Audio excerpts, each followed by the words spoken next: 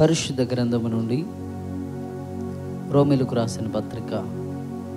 అపోస్తుడైన పౌలు రోమీలకు రాస్తున్నటువంటి పత్రిక 5వ అధ్యాయము 5వ వచనం చదువుకుందాం. పరిశుద్ధ గ్రంథము నుండి అపోస్తుడైన పౌలు రోమీలకు రాస్తున్నటువంటి పత్రిక 5వ అధ్యాయము 5వ వచనం చదువుకుందాం. ఎందుకనగా ఈ నిరీక్షణ మనలను సిగ్గుపరచదు, మనకు అనుగ్రహింపబడిన పరిశుద్ధాత్మ ద్వారా దేవుని ప్రేమ మన హృదయములలో కుమ్మరింపబడి ఉన్నది. ప్రార్థన. పరిశుద్ధుడ, మహోన్నతుడ, కృపగలిగిన తండ్రి, మీకు స్తోత్రములు వందనాలు చెల్లిస్తూ ఉంటున్నాము నాయన. ఈ రాత్రికాల సమయంలో నీ సన్నిధిలో ఈ విధముగా నేను ఆరాధన చేయడానికి, స్తుతించడానికి, నీ వాక్యమును ధ్యానించడానికి నీవు మాకు ఇచ్చినటువంటి సమయాన్ని బట్టి మీకు స్తోత్రాలు. నీ వాక్యమును ధ్యానించనైంటుండగా పరిశుద్ధాత్మ ద్వారా మా హృదయములలో కుమ్మరింపబడిన ఆ ప్రేమను గురించి ధ్యానించినట్లుగా మమ్మలను బలపరిచి స్థిరపరిచి వాక్యానుసారమైన జీవితాన్ని దయచేయమని నజరేయుడైన యేసుక్రీస్తు నామంలో ఈ ప్రార్థన అడిగి వేడుకుంటున్నాము తండ్రి, ఆమేన్. ముందుగా దేవాతి దేవునికి మహిమ కలుగును గాక. హల్లెలూయా, హల్లెలూయా. కూడి వచ్చిన మీ అందరికీ ప్రత్యేకమైన వందనాలు తెలియజేస్తూ ఉంటున్నాను. చదువుకున్నటువంటి వాక్య భాగంలో ఎందుకనగా ఈ నిరీక్షణ మనలను సిగ్గుపరచదు, మనకు అనుగ్రహింపబడిన పరిశుద్ధ ఆత్మ ద్వారా దేవుని ప్రేమ మన హృదయములలో కుమ్మరింపబడి ఉన్నది. దేవుని బిడ్డలారా, ఇక్కడ అంటే పరిశుద్ధ ఆత్మ ద్వారా ప్రేమ మన హృదయములలో కుమ్మరించబడినట్లుగా మనము చూస్తూ ఉంటున్నాం. అంటే దేవుని బిడ్డలారా, అపోస్తల కార్యముల గ్రంథంలో పరిశుద్ధాత్మ చేత నింపబడినప్పుడు వారి హృదయంలో నేను మీకు కొన్ని దినములుగా పరిశుద్ధాత్మను గురించి తెలియజేస్తూ ఉన్నాను. ఆయన అగ్ని రూపంలో ప్రత్యక్షమై వారిలో ఉన్న పాపమును కాల్చివేశాడు, వారిలో ఉన్నటువంటి భయమును తొలగించాడు. వారు పూర్వము దూరస్తులుగా ఉన్నారు, పరిశుద్ధాత్మ ద్వారా ఇప్పుడు కుమారులుగా సమీపస్తులుగా ఉన్నారు. ఇప్పుడు పరిశుద్ధాత్మ చేత నింపబడినప్పుడు వారి హృదయంలో జరిగిన కార్యం ఏంటంటే, వారి హృదయంలో ప్రేమ కుమ్మరించబడినట్లుగా, ప్రేమ వారిలో నివసిస్తున్నట్లుగా మనం చూస్తూ ఉంటున్నాం. మీరు చూసినట్లయితే యోహాను పత్రిక 4వ అధ్యాయము 7వ వచనం చదవండి ఒకసారి. యోహాను మొదటి పత్రిక 4వ అధ్యాయము 7వ వచనం. ప్రియులారా, మనము ఒకరినొకడు ప్రేమింతము, ఏలయనగా ప్రేమ దేవుని మూలముగా కలుగుచున్నది. ప్రేమించు ప్రతివాడును దేవుని మూలముగా పుట్టినవాడై దేవుని ఎరుగును. దేవుడు ప్రేమ స్వరూపి. చాలండి. హల్లెలూయా, హల్లెలూయా. మనము అంటే దేవుడు అనగా ఆత్మస్వరూపి అని తెలుసుకున్నాం. దేవుడు ఆత్మ కనుక ఆయనను ఆరాధించేవారు ఆత్మతోనూ సత్యముతోనూ ఆరాధింపవలెను. ఇక్కడ యోహాను పత్రికలో ఆయన వ్రాస్తూ ఉన్నాడు, దేవుడు ప్రేమ స్వరూపి అని. అంటే పరిశుద్ధాత్మ దేవుడు కదా, ఆత్మ రూపంలో వారిని అభిషేకించినప్పుడు వారి హృదయంలో దేవుని ప్రేమ, మానవుల ప్రేమ కాదు, దేవుని ప్రేమను అగాపే ప్రేమ అంటారు. అగాపే ప్రేమ అంటారు. అంటే ఆ ప్రేమకు మించి ఇంకెవ్వరూ ప్రేమించలేరు. అంతకు మించినటువంటి ప్రేమ ఈ లోకంలో ఏ తల్లిదండ్రులు చూపించలేరు, ఏ భర్త చూపించలేడు, ఏ భార్య చూపించలేదు, ఏ సహోదరులు చూపించలేరు, ఏ రక్త సంబంధులు, ఏ బంధువులు కూడా దేవుని ప్రేమను ఈ లోకంలో చూపించలేరు. దేవుని ప్రేమను నీకు పంచలేరు. కేవలం దేవుడు మాత్రమే ఉన్నతమైన ప్రేమ కదా నీ ఎడల, నా ఎడల, మన ఎడల కనపరుస్తూ ఉన్నాడు. దేవుడు అనగా అంటే ఆత్మ అనగా ప్రేమ స్వరూపి అని మనం వచనాల ద్వారా మనము నేర్చుకుంటున్నాం.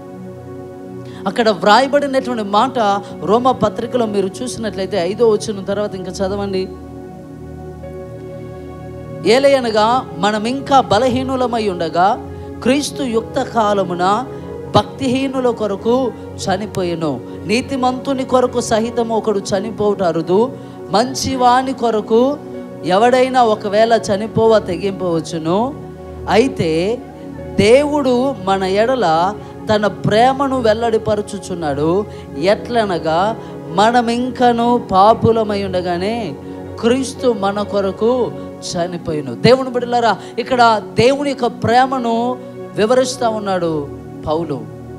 దేవుని ప్రేమను గురించి వివరిస్తూ మనం ఇంకా బలహీనులమై ఉండగా, భక్తిహీనులమై ఉండగా, పాపులమై ఉండగా, లోకస్తులమై ఉండగా, శరీర సంబంధులమై ఉండగా, విగ్రహారాధికులై ఉండగా, మత్తులతో నింపబడిన వారై ఉండగా, శరీర సంబంధమైనటువంటి పాపముల చేత ఈ లోకంలో పాపములు మునిగిపోయి ఉండగా, దేవుని బిడ్డలారా అక్కడ చెప్తా ఉన్నాడు, నీతిమంతుల కొరకు ఒకడు చనిపోవుట కదా అరుదు. ఒకవేళ ఎవడైనా నీతిమంతుడి కోసము, పరిశుద్ధుడి కోసము కదా, మంచివాడి కోసము, యథార్థవంతుడి కోసం ఎవరైనా ఒకవేళ చనిపోవచ్చు. కానీ యేసుక్రీస్తు అలా కాదు.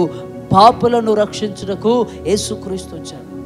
ఎవరైతే పాపములు ఉన్నారో, ఎవరైతే వ్యభిచారంలో ఉన్నారో, ఎవరైతే త్రాగుల్లో ఉన్నారో, త్రాగుబోతులుగా ఉండి రోడ్లెమ్మటి పడిపోయి లోకస్తులుగా ఉండేటువంటి వారందరి కొరకు, ఈ లోకంలో ఉన్న ప్రతి ఒక్కరి కొరకు యేసుక్రీస్తు చనిపోయాడు. మంచివారు అంటే నువ్వు మంచిగా ఉన్నావని నీ కొరకు ప్రాణం ఇవ్వలేదు. నువ్వు పరిశుద్ధుడవని ఆయన నీ కొరకు రక్తము చిందించలేదు. నీలో ఏదైనా మంచి ఉన్నదని ఆయన నీ కొరకు చనిపోలేదు. కానీ వాక్యము సెలవిస్తూ ఉంది, ఏ భేదము లేదు, అందరూ పాపము చేసి దేవుడు అనుగ్రహించి మహిమను పొందలేకపోతా ఉన్నారు. నీతిమంతుడు లేడు, ఒక్కడైనను లేడని వాక్యము సెలవిస్తాం. ఒకవేళ మనుషుల ప్రేమ ఎప్పటి వరకు అంటే వారు మన స్థాయిలో ఉన్నప్పుడే, లేకపోతే వారు ఒక ఉన్నతమైన స్థాయిలో మనకు డబ్బు ఇవ్వగలిగిన స్థితిలో ఉన్నప్పుడు, వారి మాటకు విలువ ఉన్నప్పుడు మాత్రమే ఆ వ్యక్తులను మనము ప్రేమించే వారంగా ఉంటాం. మనం ఒకవేళ ఆర్థికంగా వెనకబడిపోయి, ఆరోగ్యకరంగా వెనకబడిపోయి, ఈ లోకంలో దరిద్రులుగా ఒకవేళ ఉంటే ఎవరైనా మనలను ప్రేమిస్తారా? ఎవరైనా మనలను దర్శిస్తారా? ఎవ్వరు కూడా ఈ లోకంలో దేవుని ప్రేమను కదా అంటే వెనకబడిన వారు, దరిద్రులు, పేదవారు, పాపంలో ఉన్నవారు, త్రాగుబోతులు, తిరుగుబోతులు కదా, దూషకులు, వారి కొరకు వారిని ఎవ్వరు కూడా దేవుని ప్రేమతో ప్రేమించరు. ఒకవేళ దేవుని బిడ్డలారా వారి దగ్గర ఉన్న ఆస్తిపాస్తులను బట్టి ప్రేమించవచ్చు. వాడు బాగా తాగి చనిపోతే తర్వాత మనకు ఆస్తి వస్తుంది. అలాంటి అంటే పైకి ఆస్తి కొరకు, రాబోతున్నటువంటి ఏదైనా వెండి బంగారముల కొరకు మనుషులు మనలను ప్రేమిస్తుండొచ్చు. కానీ దేవుని యొక్క ప్రేమ నిస్వార్థమైనటువంటి ప్రేమ, సరిహద్దులు లేని ప్రేమ, షరతులతో కూడిని అంటే షరతులు లేనటువంటి ప్రేమ, షరతులతో సంబంధము లేకుండా నీవు ఇది చేస్తే నేను నిన్ను ప్రేమిస్తానని యేసు ప్రభు చెప్పలేదు. నీవు చేసినా చేయకపోయినా, నీవు నమ్మినా నమ్మకపోయినా, నీవు నీ పాపములను విడిచిపెట్టకపోయినా, నీవు ఆయనను దేవుడిగా అంగీకరించకపోయినా, ప్రభు అయిన యేసు క్రీస్తు నిన్ను నన్ను పాపములో ఉన్న ప్రతి ఒక్కరిని ప్రేమిస్తాడు. నూతన నిబంధన కాలంలో పరిసయ్యులు లేకపోతే ధర్మశాస్త్రోపదేశకులు, ధర్మశాస్త్రాన్ని పాటించేవారు ఎవ్వరిని అంటే ఈ లోకంలో పాపులని ఎంచబడుతున్న వారిని ప్రేమించరు.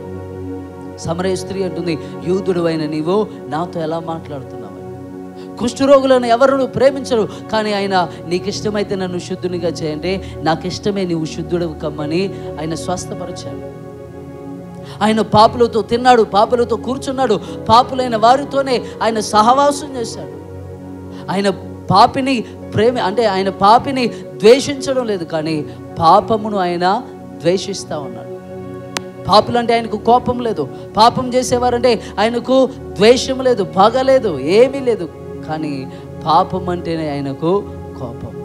ఒకనొక సమయంలో వ్యభిచారమందు పట్టబడిన స్త్రీ వచ్చినప్పుడు కదా, అక్కడున్న అంటే యూదా మత సంబంధమైన ప్రజలందరూ కూడా పాపము చేసిన స్త్రీని కనుగొని రాళ్ళ చేత చంపాలని ఆలోచన చేశారు. అందరూ రాళ్ళతో కొట్టి చంపాలని అనుకున్నప్పుడు యేసు ప్రభు కనబడతా ఉన్నాడు అక్కడ. బోధకుడా, ధర్మశాస్త్రంలో మోషే వ్యభిచారమందు పట్టబడిన స్త్రీని రాళ్ళతో కొట్టి చంపాలని వాక్యం సెలవిస్తూ ఉంది. నీవేం సెలవిస్తావంటే, మీలో పాపము చేయని వాడు మొదట రాయి అన్నాడు. అక్కడ ఉన్న వారందరూ కూడా పాపం చేసిన వారే, చిన్నవాడు మొదలుకొని పెద్దవాడు వరకు అందరూ పాపం చేశారు. కాబట్టి అక్కడ రాళ్ళు విసిరేసి ఇంటికి వెళ్ళిపోయారు. ఒక్కళ్ళు కూడా ఒక రాయి వేయలేదు. కానీ రాయి వేయాలి అంటే, రాయితో కొట్టాలి అంటే మొట్టమొదటి అవకాశం ఉన్నది యేసుక్రీస్తే. ఎందుకంటే జన్మ పాపం లేదు, క్రియా పాపం లేదు, ఏ విధమైన పాపము ఆయనలో లేదు. ఆయన అంటున్నాడు, నాలో పాపమున్నదని మీలో ఎవడైనా నిరూపించగలడా? తన స్వజనుల మధ్యలో, తన ప్రజల మధ్యలో, తాను చిన్నప్పటి నుండి పుట్టి పెరిగినటువంటి ఆ యూదా సమాజంలో ఆయన అంటున్నాడు, పాపములని యేసుక్రీస్తు మొదట రాయి వేయొచ్చు, కానీ ఆయన శిక్షించడానికి రాలేదు, ఆయన క్షమించి ప్రేమించడానికి వచ్చాడు. ఆయన ప్రేమ ఉన్నతమైనటువంటిది, కొలువలేనటువంటి ప్రేమ. పదములు చాలని ప్రేమని మీరు పాడుతూ ఉంటారు కదా. అంటే ఆయన ప్రేమ ఉన్నతమైన ప్రేమ. పరిస్థితులతో సంబంధం లేదు, నీ ఆర్థిక స్థితితో సంబంధం లేదు, నీ ఆరోగ్యంతో సంబంధం లేదు. నువ్వు ఎలాంటి వాడమైనా నిన్ను ప్రేమిస్తున్నాడు. నిన్ను ప్రేమిస్తున్నాడు కాదు, ప్రేమించాడు. ఆయన ప్రేమించే ప్రాణమిచ్చాడు.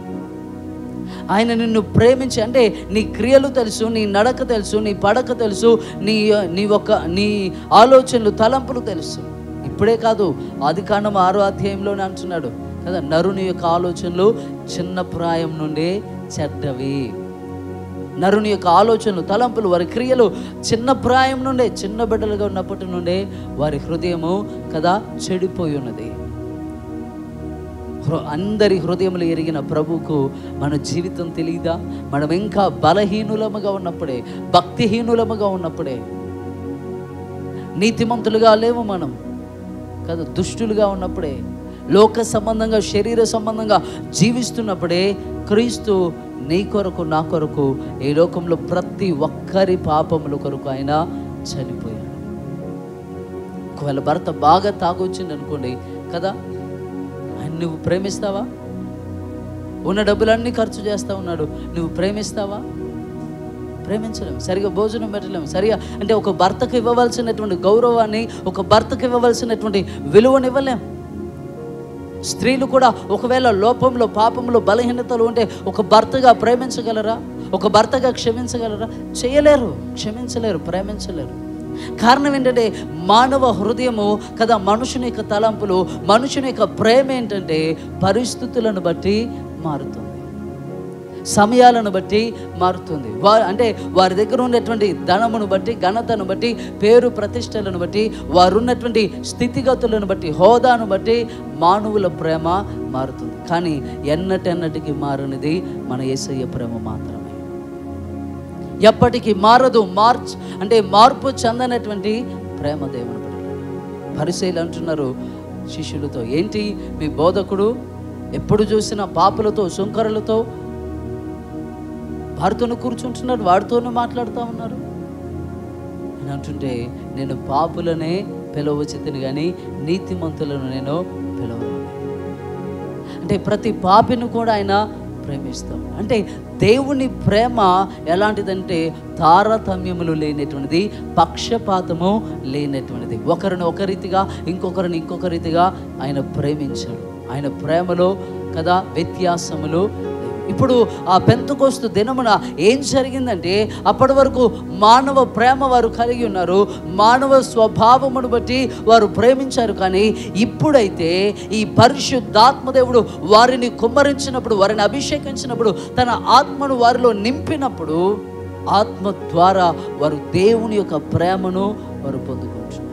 దేవుని యొక్క ప్రేమ వారిలో సమృద్ధిగా నివసిస్తున్నట్లుగా మనము చూస్తూ ఉంటున్నాం. దేవుని బిడ్డలారా, అక్కడ మీరు చూసినట్లయితే ఆయన ప్రేమను మనకు కుమ్మరించడం మాత్రమే కాదు, 9వ వచనంలో, కాబట్టి ఆయన రక్తము వలన ఇప్పుడు నీతిమంతులముగా తీర్చబడి మరింత నిశ్చయముగా ఆయన ద్వార ఉగ్రత నుండి రక్షింపబడుదుము. ఇక్కడ అంటున్నాడు, ఆయన రక్తము ద్వారా, రక్తము వలన ఇప్పుడు నీతిమంతులుగా తీర్చబడి, ఇప్పుడు నీతిమంతులుగా తీర్చబడి మరింత నిశ్చయముగా ఆయన ద్వారా ఉగ్రత నుండి రక్షించబడ్డా.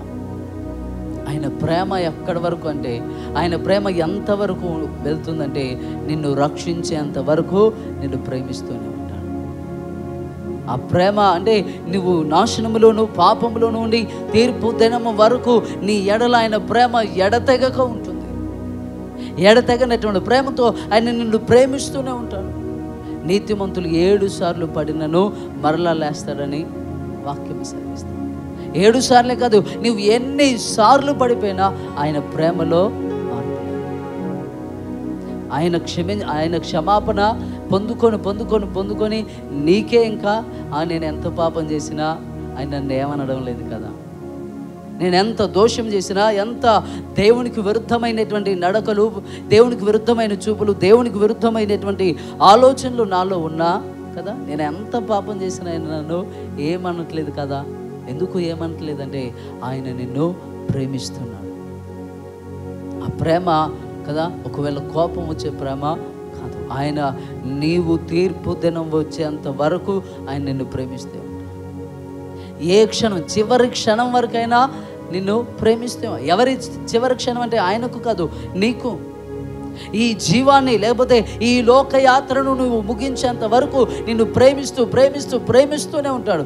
చివరికి ఏ క్షణానైనా నువ్వు ఆయన ప్రేమను బట్టి రక్షించబడతావు. ఆయన ప్రేమను బట్టి నువ్వు ఆయన సన్నిధిలో నీ పాపములను ఒప్పుకొని కడగబడతావని ఆయన ప్రేమిస్తూనే ఉంటాడు.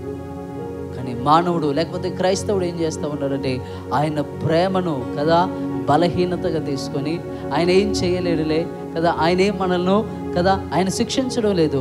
పాత నిబంధనలో ఏదైనా పాపం చేస్తే వెంటనే ఆకాను పాపం చేశాడు, ఒక్క రోజులో పట్టబడ్డాడు, రాళ్లతో కొట్టి చంపారు. అభిరాము, దోతాను, కోరాహులు వాళ్ళు దేవునికి విరుద్ధంగా, అహరోనుకు, మోషకు విరుద్ధంగా మాట్లాడారు. వెంటనే వారు సమాజముగా వారి నుండి దూరం అయిపోయినప్పుడు భూమి నెరవిడిచి వారి సమస్తమును, వారిని, వారి పశువులను, పిల్లలను, భార్యలు అందరూ కూడా ఆ భూమి నెరవేర్చినప్పుడు ఆ భూమిలో పడిపోయి వారు చనిపోయారు. పాత నిబంధనలో వారు పాపం చేస్తే వెంటనే మరణ శిక్ష వరకు వచ్చేటువంటి ఆయన అంటే ఇశ్రాయేలు ప్రజలు పాపం చేసినప్పుడు వెంటనే పాలెము ఒక కొన నుండి దహించు అగ్ని వారిని కాల్చుకుంటూ వచ్చింది. కానీ ఇప్పుడు అలా కాదు. ఆయన దీర్ఘ శాంతముతో కదా శాశ్వతమైన ప్రేమతో నేను నిన్ను ప్రేమించుచున్నాను. ఇర్మియా గ్రంథంలో మీరు చూసినట్లయితే ఒకసారి చూడండి. ఇర్మియా గ్రంథంలో 33వ అధ్యాయము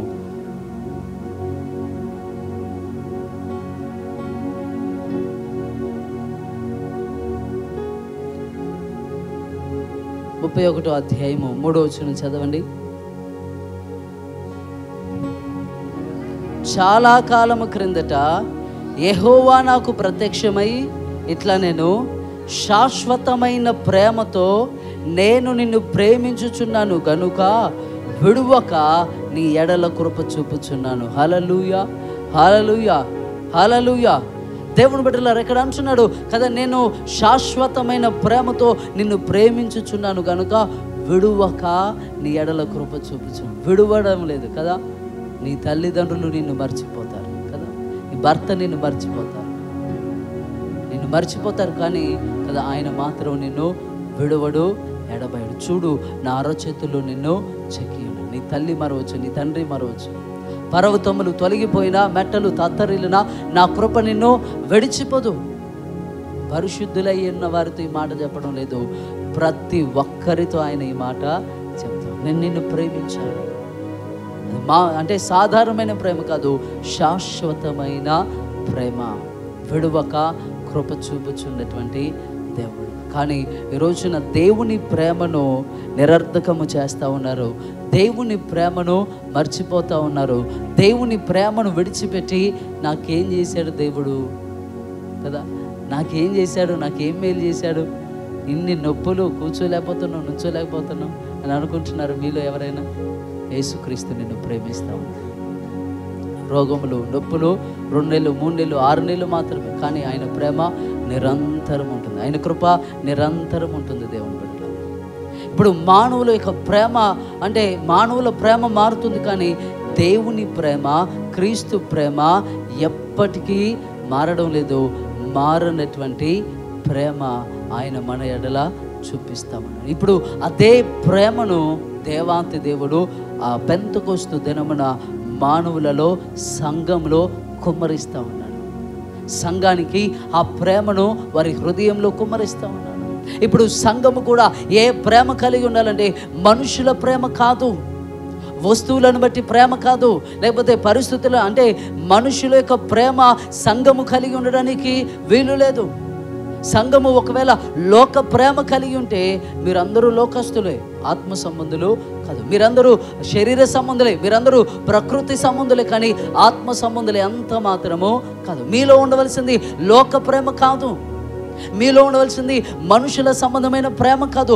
మీలో దేవుని సంబంధమైన, ఆత్మ సంబంధమైన అగాపే ప్రేమ మీరు కలిగి ఉండాలి. ఆ ప్రేమ కలిగి ఉండాలంటే మీరు పరిశుద్ధాత్మ చేత నింపబడిన వారై ఉండాలి. మీరు పరిశుద్ధాత్మ చేత ఎప్పుడైతే నింపబడతారో ఆ ఆత్మ మీకు కదా, ఆ పరిశుద్ధాత్మ దేవుడు మీకు మీ హృదయంలో కదా ప్రేమను, దేవుని యొక్క ప్రేమను కుమ్మరిస్తూ ఉంటాడు. చదువుకున్న పత్రిక భాగంలో యోహాను పత్రిక, మొదటి పత్రిక 4వ అధ్యాయం నుండి ఇంకా చదవండి.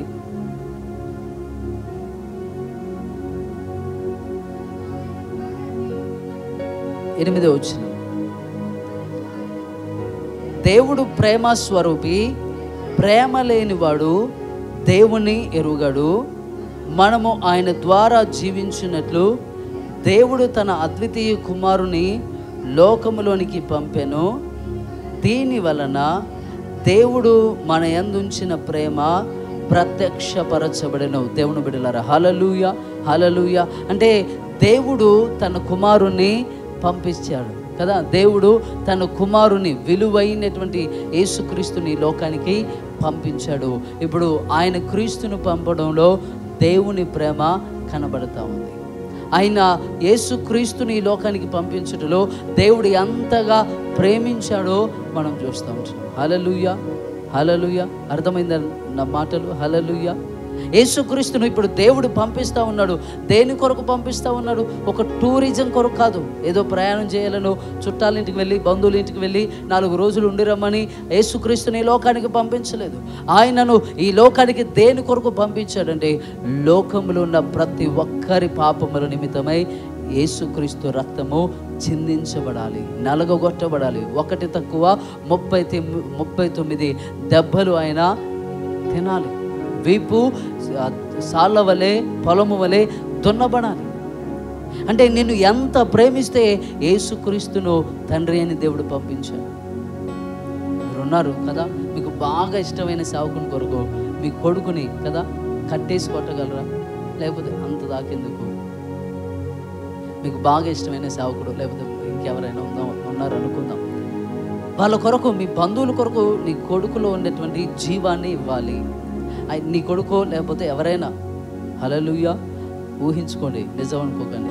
ఎవరైనా అంటే మన కుమారుడు ఇస్తే, మన కుమారుడు నుండి ఆయన జీవాన్ని, ఆయన ప్రాణమును ఇస్తే నువ్వు ప్రేమించిన వ్యక్తి బ్రతుకుతాడంటే కదా ఇవ్వగలమా? ఒక సేవకుడి కొరకు, లేకపోతే ఇంకెవరి కొరకైనా నువ్వు బాగా మీ తల్లిదండ్రులను ప్రేమించావనుకోండి, నీ కుమారుడు నుండి వచ్చిన బలాన్ని, లేకపోతే నీ కుమారుడు నుండి వచ్చిన శక్తిని, నీ కుమారులో ఉన్నటువంటి ఒక్క చుక్క రక్తం కూడా లేకుండా అంతా కూడా తీసి నీ తండ్రికి ఇస్తే తండ్రి బ్రతుకుతాడంటే నీవెవరికి ఇస్తావు? కదా, నీ తండ్రికి ఇస్తావా? కుమారుడు పోతే పోయినలే అని నా తండ్రిని బతికించుకుందాం, ఆయన నన్ను కన్న తండ్రి, లేకపోతే నా కన్న తల్లి అని అనుకుంటామా? అనుకోం కదా. కానీ ఇప్పుడు యేసు ప్రభు మనము మంచివా అంటే తండ్రి అయిన దేవుడు మనము మంచివారము కాకపోయినప్పటికీ మన కొరకు ఆయనను కదా సిలువ మరణానికి అప్పగిస్తా ఉన్నాడు. ఎంతగా అంటే చివరి రక్తపు బిందువు కదా చిందించేంత వరకు. ఆయన చనిపోయాడా లేదని చూడడానికి ఒక బల్లెముతో కుచ్చితే రక్తమును నీరును కార్చబడినట్లుగా మనం చూస్తూ ఉంటాం. అంతగా అంటే నిన్ను రక్షించుకోవడానికి ఏ విధము చేతనైనా, ఎట్లనైనా నిన్ను రక్షించుకోవాలి. ఏ విధము చేతనైనా నిన్ను తన యొక్క ఉగ్రత నుండి, లేకపోతే లోకం మీదకి రాబోతున్న ఉగ్రత నుండి రక్షించుకోవాలని తండ్రి అయిన దేవుడు యేసుక్రీస్తును పంపించాడు. ఇప్పుడు ఈ ప్రేమ నీవు కలిగి ఉండాలి. అంటే సమస్తమును కోల్పోవడానికైనా నువ్వు సిద్ధంగా ఉండాలి, సమస్తమును ఇవ్వడానికైనా నువ్వు సిద్ధంగా ఉండాలి. సమస్తమును అంటే నువ్వు దేవుని ప్రేమించమని మాత్రమే కాదు, నీ సహోదరుని ప్రేమించే విషయంలో కూడా అరమరులు లేకుండా, అంటే దేవుని ఎలా ప్రేమిస్తున్నావో నీ సహోదరుని కూడా అలాగా ప్రేమించాలి. ఆ పత్రికలోని 4వ అధ్యాయంలో మీరు చూసినట్లయితే 18వ వచనం నుండి చదువు ఒకసారి. 18వ వచనం. ప్రేమలో భయం ఉండదు, అంతేకాదు పరిపూర్ణ ప్రేమ భయమును వెళ్ళగొట్టును. భయము దండనతో కూడినది, భయపడువాడు ప్రేమయందు పరిపూర్ణము చేయబడిన వాడు కాడు. ఆయనే మొదట మనలను ప్రేమించెను గనుక మనము ప్రేమించుచున్నాము. ఎవడైనను నేను దేవుని ప్రేమించుచున్నానని చెప్పి తన సహోదరుని ద్వేషించిన ఎడల అతడు అబద్ధికుడగును. తాను చూచిన తన సహోదరుని ప్రేమింపని వాడు తాను చూడని దేవుణ్ణి ప్రేమింపలేడు. తాను చూడని దేవుణ్ణి ప్రేమింపలేడు. దేవుణ్ణి ప్రేమించువాడు తన సహోదరుని కూడా ప్రేమింపవలెనను ఆజ్ఞను మనం ఆయన వలన పొంది ఉన్నాము. హల్లెలూయా, హల్లెలూయా. అక్కడ చెప్పబడుతున్న మాట, నీ సహోదరుని కదా, కంటికి కనబడే నీ సహోదరుని నువ్వు ప్రేమించలేనప్పుడు కంటికి కనబడనటువంటి దేవుని నువ్వు ప్రేమించలేవు. కంటికి కనబడే సహోదరుని నువ్వు ప్రేమించలేనప్పుడు కంటికి కనబడనటువంటి దేవుని నువ్వు ప్రేమించలేవని ఆయన చెప్తా ఉన్నాడు. ఒకవేళ నీ సహోదరుని నువ్వు ప్రేమించలేకపోతున్నావంటే దేవుని కూడా నువ్వు ప్రేమించినట్టే. దేవుని ప్రేమ నీలో లేదు అని స్పష్టంగా వాక్యం ద్వారా మనం జ్ఞాపకం చేసుకోవాలి. ఇప్పుడు చెప్పండి, మనలో ఏ ప్రేమ ఉంది? మనుషుల ప్రేమ ఉందా? మనుషుల ప్రేమ ఉందా? దేవుని ప్రేమ. దేవుని ప్రేమ మనలో ఉంటే మన సహోదరులను ప్రేమించాలి, మన తోటి వారిని ప్రేమించాలి. ఫలానోళ్ళ ఇంటికి వెళ్దామమ్మా అంటే మేము రామండి, మీరు ఒక్కళ్ళు వెళ్ళండి. ఇదిగో ఫలానోళ్ళు ఇల్లు అక్కడ ఉంది, మీరు వెళ్ళండి. దేనికి? మేము రాము, మేము మాట్లాడాం. ఎక్కడుంది దేవుని ప్రేమ? ఎక్కడుంది క్షమాపణ జీవితం? క్షమించలేనప్పుడు ప్రేమించలేం కదా. ఆ ప్రేమ ఉన్నప్పుడే నీ సహోదరుల నిమిత్తమై నువ్వు ప్రార్థన అయినా చేయగలవు. ప్రేమ లేనప్పుడు ఏం చేయలేవు, ప్రార్థన చేయలేవు, వారి కొరకు ఉపవాసములు ఉండలేము, వారితో మాట్లాడలేము. మనుషుల మానవ సంబంధమైన ప్రేమ ఉంటే కదా అది కొంతవరకు ఉంటుంది, కానీ ఆత్మ సంబంధమైన ప్రేమ అది ఎల్లప్పుడూ ఉంటుంది, ఎల్లప్పుడూ మనలో నివసిస్తుంది. స్టెఫను గురించినటువంటి వాక్య భాగంలో మీరు అనేక సార్లు నేను ఈ మధ్యలో జ్ఞాపకం చేశాను. ఆయన ముష్కరులారా, మూర్ఖులారా, ఎందుకు మీరు పరిశుద్ధాత్మను ఎదిరించుచున్నారు, దేవుని చిత్తాన్ని ఎదిరిస్తున్నారు, దేవుని ధర్మశాస్త్రం మీరు కలిగి ఉన్నారు, కానీ దేవుని చిత్తాన్ని మీరు జరిగించడం లేదని వారిని గద్దిస్తూ ఉన్నారు. ఏంటి ఆయన గద్దింపు? ఆయన ధైర్యం ఏంటి? ఆయన ధైర్యంతో పాటు ఆయనలో ఉన్న ప్రేమ ఏంటంటే, ఏ విధము చేతనైనను నా సహోదరులలో కొందరినైనా నేను రక్షించు. ఏ విధము చేతనైనను నా సహోదరులు నశించిపోతూ ఉన్నారు. ఆ సహోదరులను నేను గాయపరచబడినా, నేను నష్టపోయినా, నేను కోల్పోయినా, నేను దరిద్రుడనైనా, నేను భేదవాడనైనా పర్వాలేదు, కానీ ఏ విధము చేతనైనా నా సహోదరులను నేను రక్షించుకోవాలి. ఆ ప్రేమ ఆయనలో ఉన్నది కాబట్టి చివరి క్షణం వరకు, తుది శ్వాస విడిచేంత వరకు ఆయన పోరాడుతూ ఉన్నాడు. చివరికి రాళ్ళతో కొట్టి చంపాలని అనుకున్నప్పుడు కూడా ఆయన అంటున్నాడు, ప్రభువా ఈ నేరం వారి మీద మోపొద్దు. ఎందుకంటే ఈ నేరము వారి మీద మోపబడితే వారు శిక్షకు అర్హులవుతారు, వారు శిక్ష పొందుకోవడానికి కదా వారు శిక్షార్హులవుతారు. కాబట్టి ఇప్పుడు స్టెఫెను అంటున్నాడు, ప్రభువా వీళ్ళను శిక్షించదు, వీళ్ళ మీద ఈ నేరము నువ్వు మోపొద్దు. అయితే ఒక్కటి అడుగుతా ఉన్నాను, నా ఆత్మను మాత్రం నువ్వు చేర్చుకో. ఎక్కడుంది దేవుని ప్రేమ? శరీర సంబంధుడు. ఇప్పుడు ఈ స్టెఫెను యూదుడే, సౌలు యూదుడే. రాళ్ళ చేత కొట్టడానికి వచ్చిన ప్రతి ఒక్కరికి ధర్మశాస్త్రం తెలుసు. యాజకులకు తెలుసు, లేవీయులకు తెలుసు, ధర్మశాస్త్రోపదేశకులకు తెలుసు, పరిసయ్యులకు తెలుసు, అందరికీ ధర్మశాస్త్రం తెలుసు. ధర్మశాస్త్రంలో నిన్ను వలె నీ పొరుగు వారిని ప్రేమించన్న ఆజ్ఞ కూడా వారికి తెలుసు, కానీ ప్రేమించలేకపోతాం. వారి ప్రేమ శరీర సంబంధమైనది, వారి ప్రేమ లోక సంబంధమైనటువంటిది. ఇప్పుడు స్టెఫెనులో ఉన్న ప్రేమ ఏంటంటే, ఆయన పరిశుద్ధాత్మతోనూ, జ్ఞానముతోనూ, విశ్వాసంతోనూ, కృపతోనూ నింపబడిన వ్యక్తి. కాబట్టి శాశ్వతమైన దేవుడు తన ఎడల ఎంత శాశ్వతమైన కృప చూపించాడో అదే ప్రేమను తన సహోదరుల ఎడల చూపిస్తూ ఉన్నాడు. అదే ప్రేమను కనపరుస్తూ, ప్రభువా ఈ నేరం వారి మీద నువ్వు అస్సలు మోపొద్దు, క్షమించు, వారి పాపమును క్షమించు, వారి దోషమును క్షమించు. చివరి గడియల్లో కూడా తన సహోదరుల నిమిత్తమై ప్రార్థిస్తూ ఉన్నాడు. వారి సహోదరుల నిమిత్తమై విజ్ఞాపన చేస్తూ ఉన్నాడు. ఒకవైపు రాళ్ళు తన శరీరాన్ని కదా గాయపరుస్తూ ఉన్నాయి.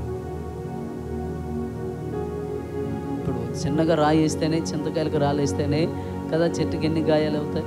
ఇప్పుడు చంపడానికే రాళ్ళు వేస్తూ ఉన్నారు. ఎంత ఆయన ఎముకలు కదా ఎంత మిక్సీలో పట్టినట్టు అయిండొచ్చు. ఎందుకంటే వారిలో అంత కోపం ఉంది, అంత ద్వేషం ఉంది, అంత క్రోధముతో రాళ్ళతో కొడుతూ ఉన్నారు. అన్ని దెబ్బలు భరించిన ప్రభువా వీళ్ళ మీద ఈ శిక్ష దోషము మోపదు. ఎక్కడి నుండి వచ్చింది అంత ప్రేమ అంటే పరిశుద్ధాత్మ దేవుడు ఆయన హృదయంలో ప్రేమను కుమ్మరించాడు. శిక్ష భరించడం మాత్రమే కాదు, తన ప్రజలను రక్షించుకోవాలన్న భారముతో ఆయన ప్రార్థన చేస్తా ఉన్నాడు. ఆయన మాత్రమే కాదు, యేసుక్రీస్తు కూడా కదా చివరి అంటే ఆయన శుక్రవారం దినమున సిలువ మీద ఉన్నప్పుడు ఆయన ప్రార్థన ఏంటి? తండ్రి వీరేమి చేయుచున్నారో వీరు ఎరుగరు గనుక వీరిని క్షమించు. మరి నువ్వెందుకు క్షమించలేకపోతున్నావు? నువ్వెందుకు క్షమించి ప్రేమించలేకపోతున్నావు? పరిశీలన చేసుకోవాలి. అంటే నువ్వు ఎలా ఉన్నావు, మనం ఎలా ఉన్నాం? ఆత్మ సంబంధులమా, శరీర సంబంధులమా? ఆత్మ సంబంధులమైతే ఆత్మ సంబంధమైన ప్రేమ మనలో ఉండాలి. ఆత్మ సంబంధులము కాదు శరీర సంబంధులమైతే శరీర సంబంధులమైన మనము ఆత్మ సంబంధులంగా మార్చబడడానికి ప్రార్థన చేయాలి. ఆత్మ సంబంధమైన ప్రేమను కలిగి ఉండడానికి మనం ప్రయాసపడాలి. దేవుని బిడ్డలారా, అందుకే అపోస్తలుడైన పౌలు కొరింథీయులకు రాసినటువంటి మొదటి పత్రిక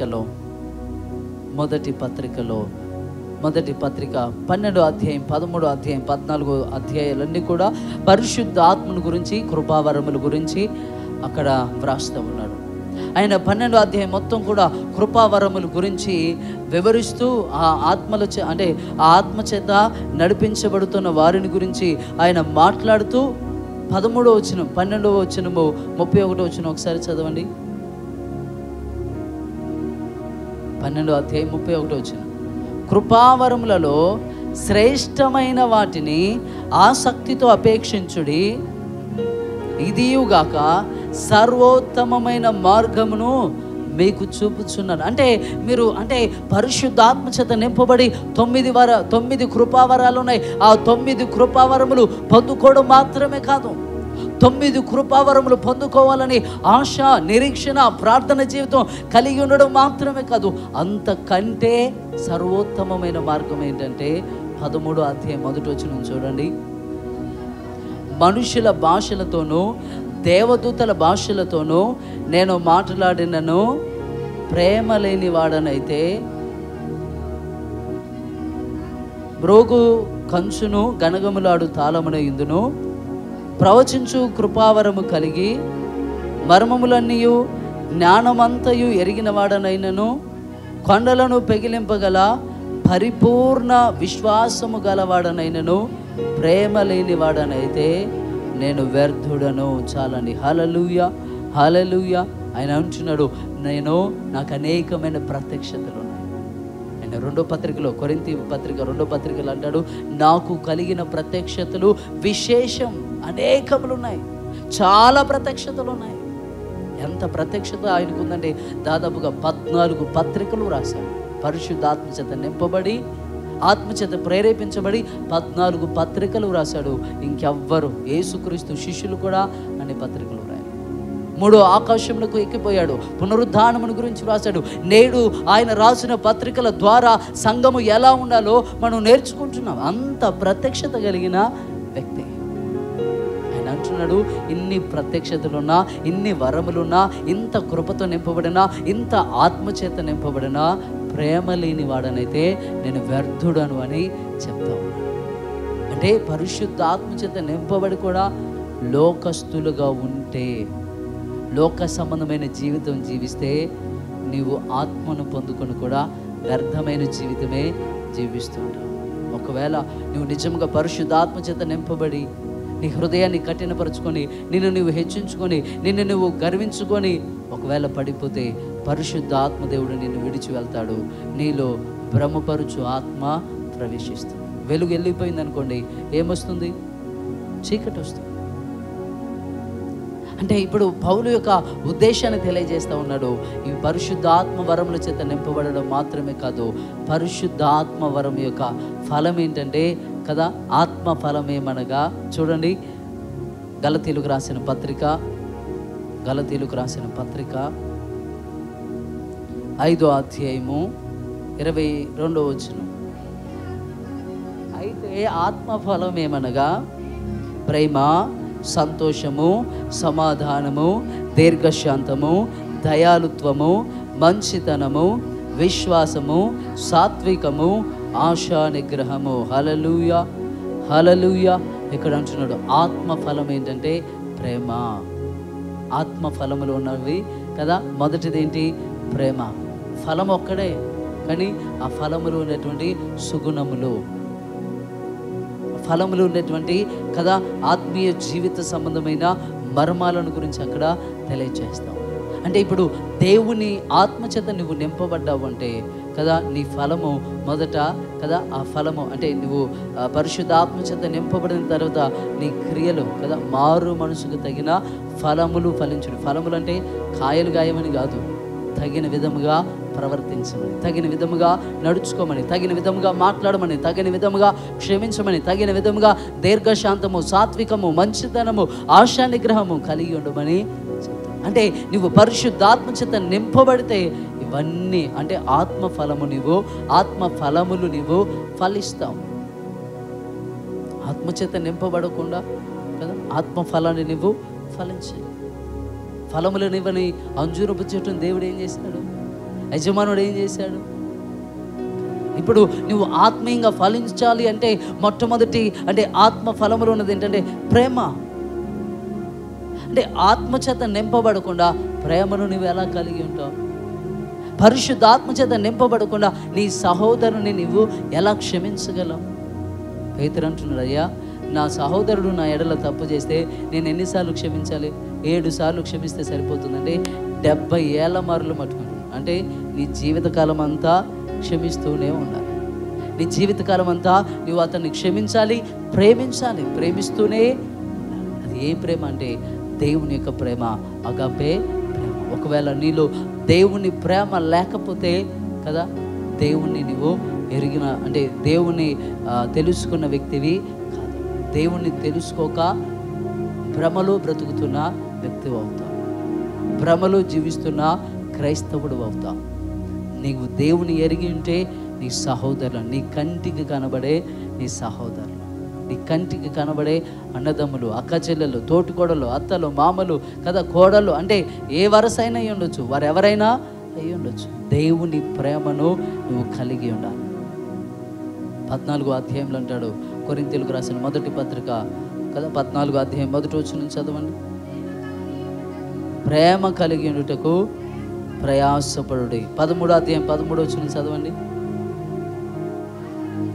కాగా విశ్వాసము, నిరీక్షణ, ప్రేమ ఈ 3 నిలుచును, వీటిలో శ్రేష్టమైనది ప్రేమయే. ప్రేమ కలిగి ఉండుటకు ప్రయాసపడమని వాక్యము సెలవిస్తాం. దేవుని బిడ్డలారా, అంటే శ్రేష్టమైన దానిని గురించి, సర్వోత్తమమైన దానిని గురించి ఆయన తెలియజేస్తాం. ఈ ప్రేమ నీవు నేను కలిగి ఉండాలంటే పరిశుద్ధ ఆత్మ చేత నింపబడాలి. ఇంకొక మాట నేను చెప్పి ముగిస్తాను. 13వ అధ్యాయంలో 3వ వచనం చదవండి. బీదల పోషణ కొరకు నా ఆస్తి అంతయు ఇచ్చినను, కాల్చబడుటకు నా శరీరమును అప్పగించినను, ప్రేమ లేని వాడనైతే నాకు ప్రయోజనం ఏమీ లేదు. ప్రేమ దీర్ఘకాలము సహించును, దయ చూపించును, ప్రేమ మత్సరపడదు, ప్రేమ డంబముగా ప్రవర్తింపదు, అది ఉప్పొంగదు, అమర్యాదగా నడువదు, స్వప్రయోజనమును విచారించుకొనదు, త్వరగా కోపపడదు, అపకారమును మనసులో ఉంచుకొనదు, దుర్నీతి విషయమై సంతోషపడక సత్యమునందు సంతోషించును, అన్నిటికీ తాలుకొనును, అన్నింటినీ నమ్మును, అన్నింటినీ నిరీక్షించును, అన్నింటినీ ఓర్చును, ప్రేమ శాశ్వత కాలముండును. ప్రవచనములైనను చాలండి. హల్లెలూయా, హల్లెలూయా. శాశ్వత కాలం ఉండేటువంటిది ప్రేమ, శ్రేష్టమైనది ప్రేమ, సర్వోత్తమమైనది ప్రేమ. దేవుడు అన్నిటికీ ఓర్చుకుంటుంది. ఓర్పు, సహనము, దయ, జాలి, దీర్ఘశాంతం ఇవన్నీ కూడా ప్రేమలో కనబడుతుంది. అలాగని ప్రేమించాను కాబట్టి వాళ్ళు ఏది చేసినా వాళ్ళు చేసిన దానికి తలపడం కాదు. ఇక్కడ అంటున్నాడు వచన భాగంలో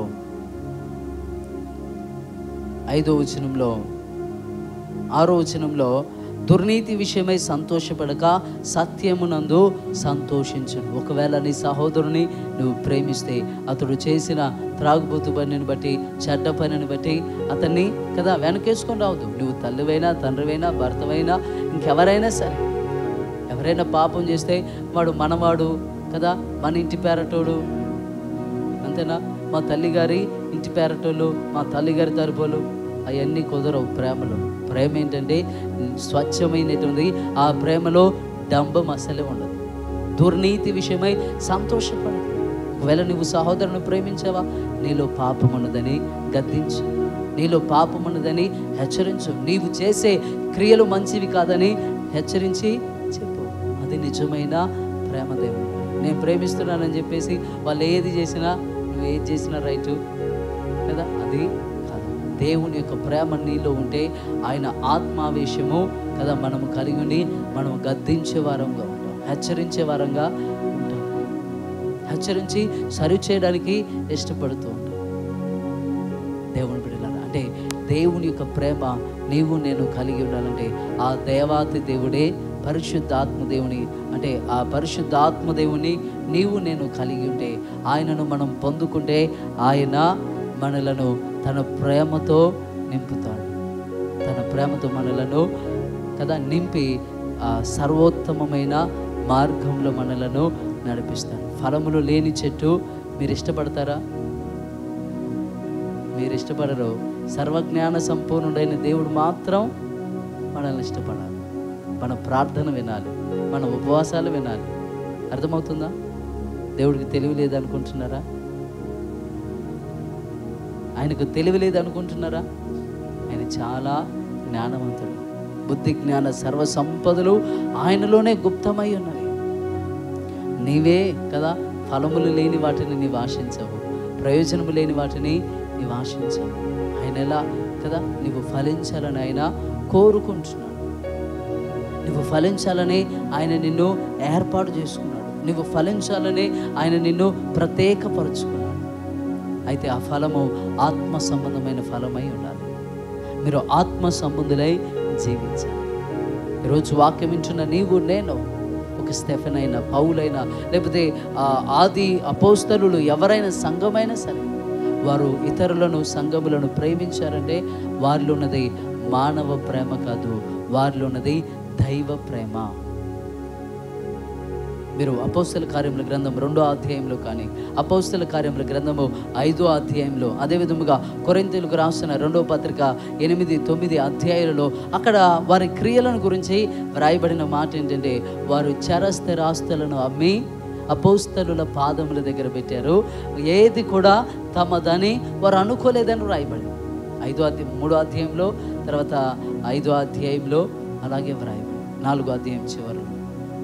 తర్వాత మాసిదోనియా సంఘముల గురించి కూడా ఇచ్చే విషయంలో వ్రాసారు. ఏమనంటే, వారి సామర్థ్యము కంటేను ఇంతగా చేయుదురని మేము అనుకోలేదు, కానీ వారి సామర్థ్యం కంటే ఎక్కువ ఇచ్చారని వ్రాయబడింది.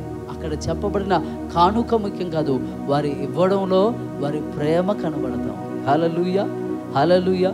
వారు ఇవ్వడంలో వారి ప్రేమ కనబడతారు. ఎంత అంటే వారి ప్రేమ ఎదుట ఇచ్చేవి 10,000 ఇవి చాలా తక్కువ. నాలో ఉన్న ప్రేమతో పోల్చుకుంటే నేను చాలా తక్కువ ఇస్తాను. అంటే వారి ప్రేమ ఎదుట వారు కోల్పోయేది ఏదైనా సరే వారికి చిన్నదిగానే కనపడింది.